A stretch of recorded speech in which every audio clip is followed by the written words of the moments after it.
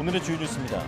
일본 이시카와현을 덮친 지진으로 인한 사망자가 70명을 넘고 부상자도 400명에 육박하고 있습니다. 계속되는 여진으로 구조에도 어려움을 겪고 있는데 이번 지진 이후 48시간 동안 521번의 여진이 발생한 것으로 기록됐습니다. 도쿄 하네다 공항 항공기 충돌 사고 당시 관제사가 해상보안청 항공기에는 활주로 진입 허가를 내리지 않은 것으로 확인됐습니다. 교도통신 등 현지 언론은 공항 교신 기록을 인용해 관제사가 일본 항공 여객기에 먼저 착륙을 지시했고 해상보안청 항공기에는 활주로 정지 위치까지만 주행을 요청했다고 전했습니다. 오는 3월부터 전국 초등학교와 중고등학교 학생들은 언제든지 정신건강 검사를 받을 수 있습니다. 온라인을 통해 모두 37개의 문항에 답하면 되는데 초등학생은 학부모가, 중고등학생은 학생이 직접 검사를 받으면 됩니다. 국내 최대 게임사 넥슨이 메이플 스토리 게임의 아이템 확률을 조작한 것으로 드러나 116억 원의 과징금을 물게 됐습니다. 넥슨은 10년 동안 아이템에 좋은 기능이 나올 확률을 떨어뜨려 놓고도 이용자들에게 알리지 않거나 기존과 같다고 거짓말을 한 것으로 확인됐습니다. 지난해 전 세계 평균 기온이 역대 최고치를 기록할 것으로 확실시되는 가운데 올해는 더 더울 수 있다는 전망이 잇따라 나오고 있습니다. 전문가들은 적도 부근 해수면 온도가 상승하면서 지구 온도가 높아지는 엘니뇨 현상을 가장 큰 원인으로 지목했습니다.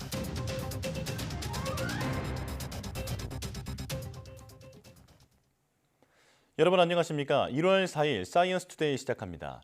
일본 이시카와현 노토 반도를 강타한 강진으로 사망자가 70명을 넘는 등 사상자가 속출하는 가운데 여진으로 구조에 어려움을 겪고 있습니다.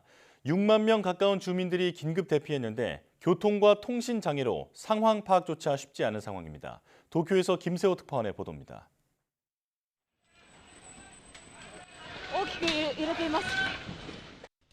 지진으로 무너진 건물에서 구조 작업을 하던 소방대원들이 황급히 대피합니다.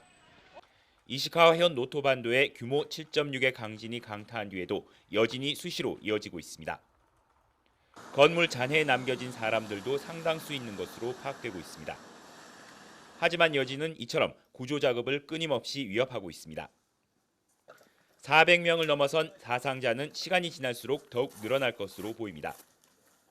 피난에 나선 주민들로 인근 학교는 피난민들로 넘쳐나고 있습니다. 하지만 도로가 끊기면서 구호품 지급에 차질이 빚어지고 있고 난방과 식수에도 어려움을 겪고 있습니다. 학교 교실은 대부분 난방 시설이 별도로 갖춰져 있지 않고 이불 대신 체육관 매트로 대체하는 경우가 대부분으로 파악되고 있습니다. お水が欲しい。こんなひどいと思わなかった。情報がないさかいに不安でどうもならんが。 일본 정부 역시 피난민 지원과 구조 작업을 위한 정보 파악에 애를 먹고 있습니다. 全容把握が進んでいないということでございますが、陸路の通行、これに支障があったこと、そしてさらには通信障害があったことなどによって、被害の把握に困難があったところでございますが、 자위대가 헬기를 동원해 보급품을 나르고 있지만 여전히 역부족입니다. 기시다 총리는 앞으로 시간과의 싸움이라며 관계 부처에 총력을 다할 것을 지시했지만 계속되는 여진과 함께 비까지 내리면서 구조 작업은 난항을 거듭할 것으로 보입니다. 도쿄에서 YTN 김세호입니다. 이런 가운데 지진 피해가 가장 큰 일본 이시카와현 노토 반도에서 지진 발생 이후 48시간 동안 지진이 521회 관측됐다고 교도통신이 일본 기상청 자료를 인용해 보도했습니다. 보도에 따르면 기상청은 1일 오후 4시부터 3일 오후 4시까지 노토반도에서 진도 1 이상 지진이 521회 발생한 것으로 확인했습니다. 이는 노토반도에서 지진 활동이 활발해진 2020년 12월부터 지난해 12월까지 3년간 일어난 지진 횟수 506회를 웃도는 것입니다. 일본 기상청의 지진 등급인 진도는 절대 강도를 의미하는 규모와는 달리 지진이 일어났을 때 해당 지역에 있는 사람의 느낌이나 주변 물체 등의 흔들림 정도를 수치로 나타낸 상대적 개념입니다. 일본 도쿄 하네다 공항에서 그제 발생한 일본 항공 여객기와 해상보안청 항공기 충돌 원인을 규명할 관제사와 항공기 조종사 간 교신 기록이 공개됐습니다. 교도통신 등 현지 언론들은 일본 국토교통성이 발표한 교신 기록을 인용해 하네다 공항 관제사가 먼저 JAL 여객기에 착륙을 지시했고 이후 해상보안청 항공기에 활주로 정지 위치까지 주행해달라고 요청했다고 전했습니다. 하지만 해상보안청 항공기가 방향을 틀어 JAL 여객기가 착륙하던 활주로에 진입했고 두 항공기가 부딪히면서 각각 화재가 발생했습니다.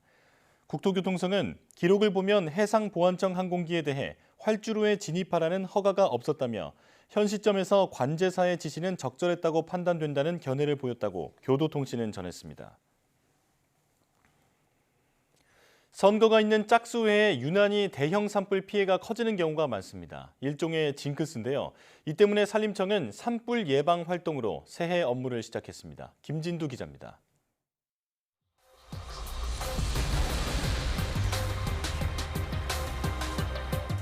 대통령 선거와 지방선거가 겹쳤던 2022년.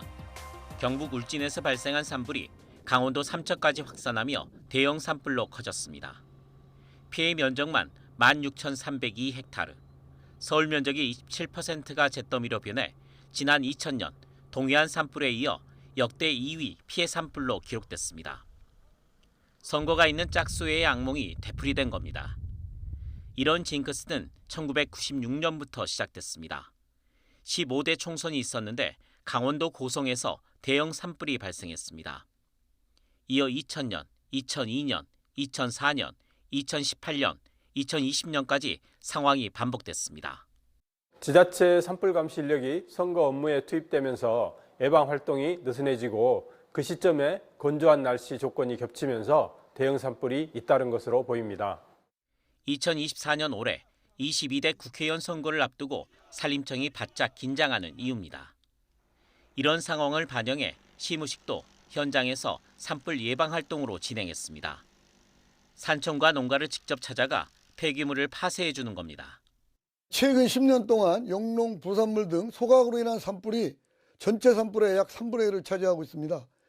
이렇게 영농, 부산물 등을 직접 파쇄 처리하면 그만큼 산불 발생을 억제할 수 있게 됩니다. 산림청은 첨단 CCTV와 드론 등을 활용한 산불 감시 활동을 늘려 인력이 부족해 생기는 상황을 대비한다는 방침입니다. YTN 김진두입니다. 지난해 전 세계 평균 기온이 역대 최고치를 기록할 것이 확실시되는 가운데 올해는 더 더울 수 있다는 관측이 잇따라 나왔습니다. 현지 시간 2일 미국 일간지 워싱턴 포스트는 주요 기상 관측 기관과 기후 전문가들을 인용해 엘니뇨 현상의 영향으로 올해 기온이 지난해보다 더 높을 수 있다고 보도했습니다. 엘니뇨는 적도 부근 동태평양 해수면 온도가 비정상적으로 높아지는 현상으로 지구 온도를 높이고 폭풍 후 가뭄 등 기상 이변을 일으킵니다. 지난해 12월 공식 기온은 아직 발표되지 않았으나 연간 평균 기온이 역대 가장 더웠던 해인 2016년을 넘어설 것으로 보입니다. 유럽연합의 기후변화 감시기구인 코페르니쿠스 기후변화 연구소는 지난해 11월, 1월에서 10월 기온 분석 결과를 발표하면서 2023년이 12만 5천 년 전 마지막 간빙기 이후 가장 뜨거운 해가 될 것이 사실상 확실하다고 밝혔습니다.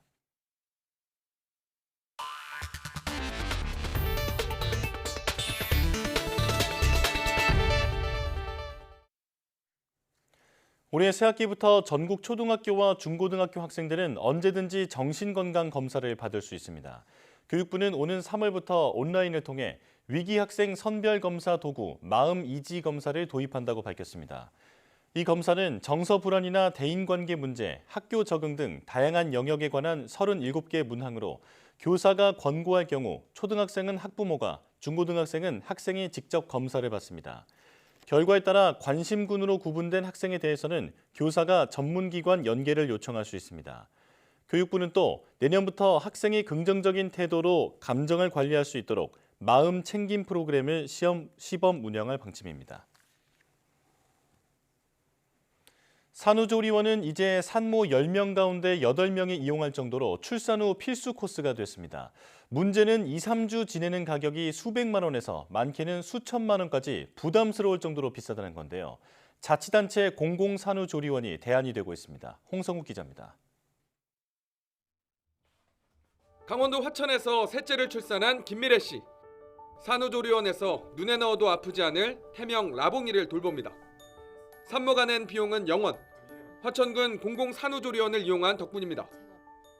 이제 조리원 비용 얘기하면 다들 진짜 애기 못 낳겠다고 그렇게 얘기하는데 진짜 너무 좋죠. 저는 더군다나 셋째다 보니까 이제 그런 금전적으로도 너무너무 만족하면서 조리하고 있어요.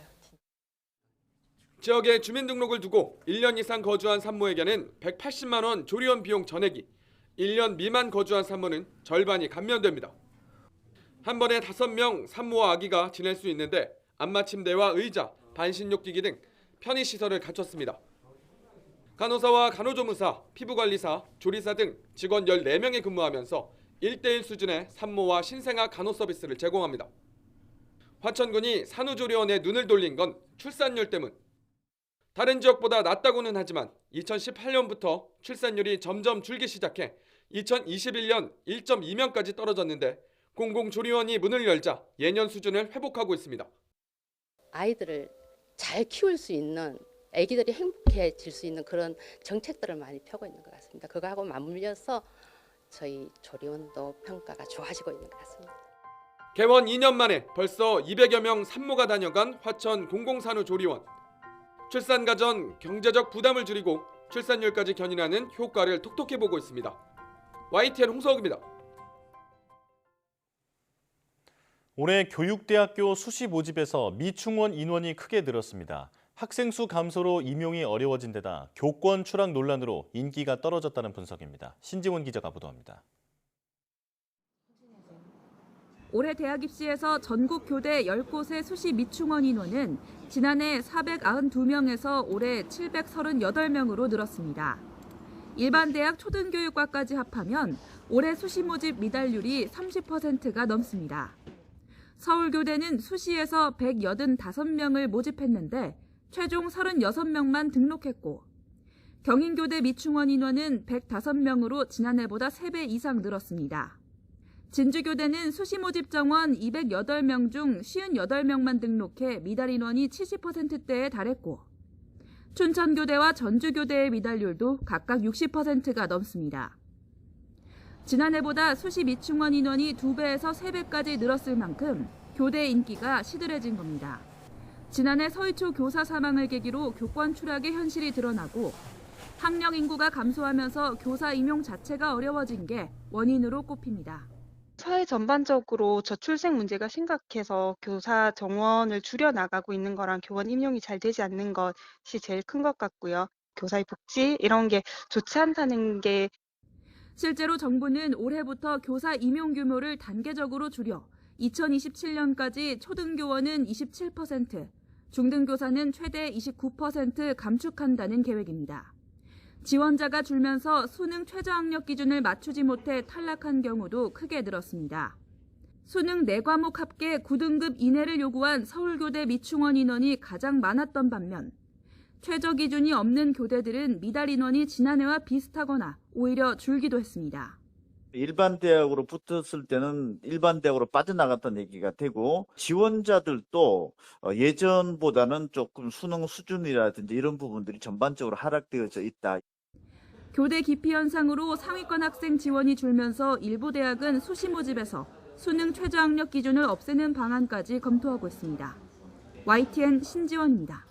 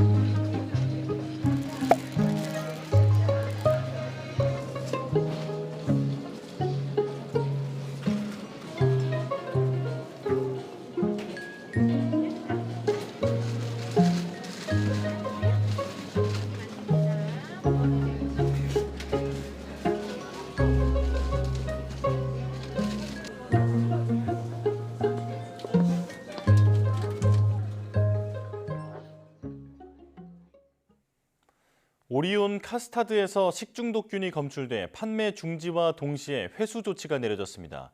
식품의약품안전처는 오리온 제4 청주 공장이 제조 판매한 카스타드 제품에서 황색 포도상 구균이 검출됐다고 밝혔습니다.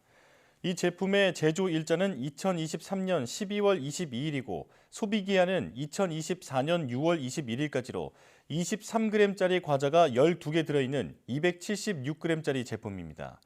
황색 포도상구균은 식품에서 독소를 분비해 구토, 설사 등을 일으키는 식중독균입니다.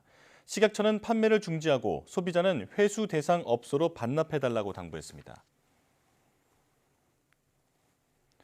지난달 계속된 한파와 폭설로 농산물 가격이 치솟으며 장바구니 물가에 부담이 되고 있습니다. 정부는 대형마트와 전통시장에 할인 지원을 하는 등 대책을 세우고 있습니다. 김선희 기자가 보도합니다.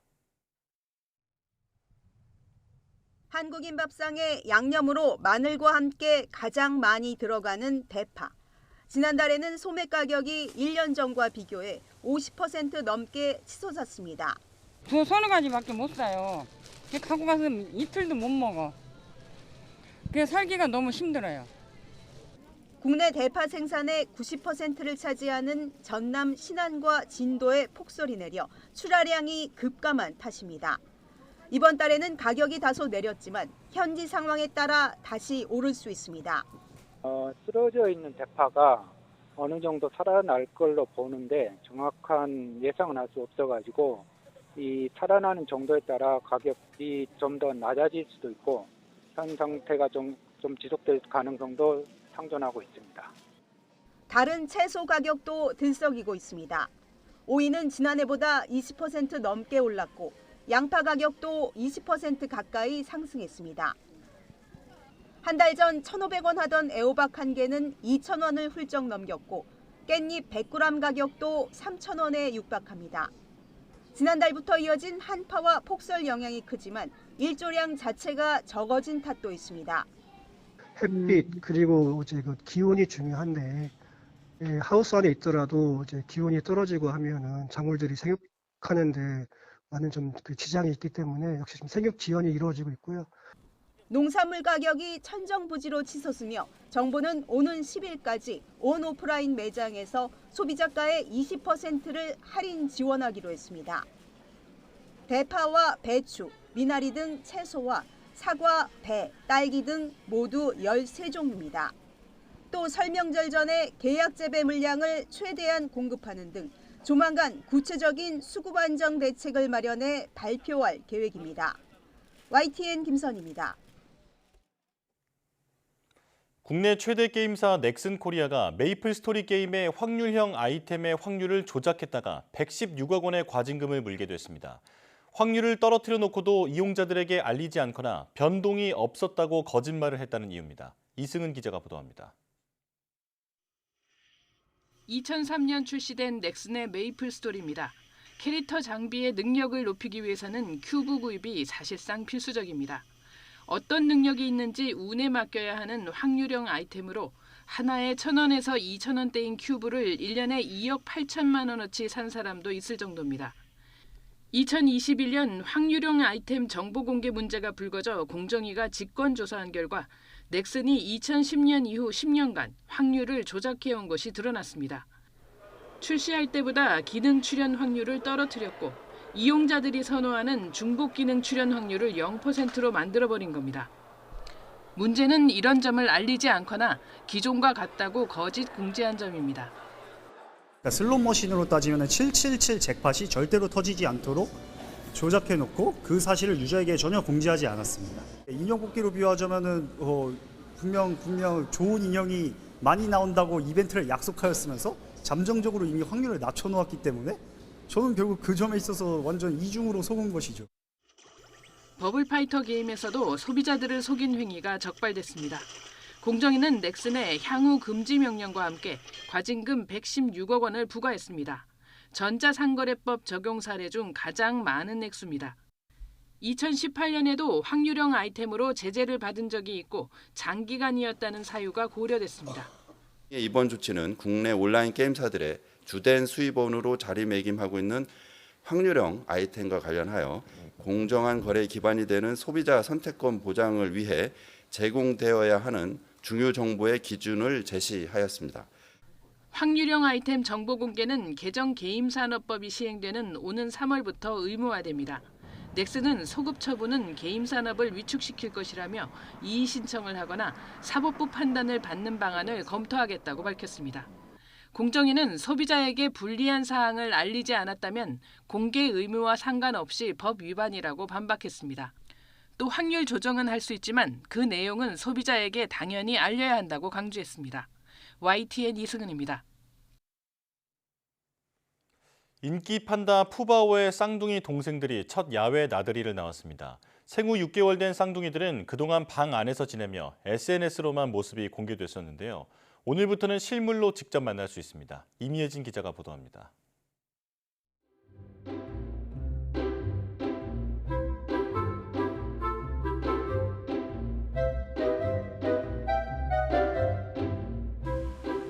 쌍둥이 아기 판다 루이바오와 후이바오가 조심스럽게 문 앞을 서성이다 벽을 긁습니다.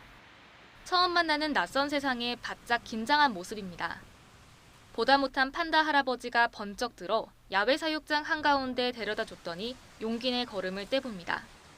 엄마 곁에 가자 마음이 놓였는지 제 키보다 높은 탁상에 오르려 안간힘을 쓰고 외나무 위에서 몸을 이리저리 굴려보며 중심을 잡아보기도 합니다.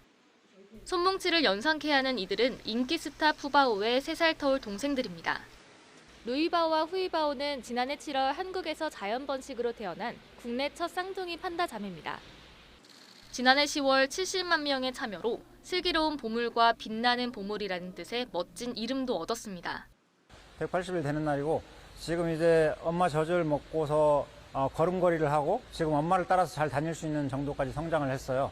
둘이서 의지하고 활동하는 게 있기 때문에 엄마가 조금 더 안심하고 먹이를 안정적으로 잘 먹고 이런 행동들을 보이고 있어요. 그동안 실내 분만실에서 지내던 쌍둥이들이 본격적인 바깥 나들이에 나섭니다. 지금까지는 온라인 화면 속에서만 만날 수 있었는데 이젠 일반인들도 두 눈으로 직접 볼 수 있게 된 겁니다. 관람객들도 귀여운 막내들을 볼 수 있다는 생각에 기대가 큽니다. 우선은 귀여워서 실제로 귀여워서 좋아하고요. 그리고 뭔가 대나무 뜯는 모습도 되게 사람 같고 뭔가 친근한 느낌이어서 좋아요. 인터넷에서 이름 투표할 때 이름 투표도 직접 루이우리로 했는데 이름이 그걸로 된 부분이거든요. 그래서 실물은 꼭 보러 올 예정입니다. 에버랜드는 조만간 푸바오 3자매를 포함한 5판다 가족을 동시에 만나볼 수 있는 행사도 마련한다는 계획입니다. YTN 임혜진입니다.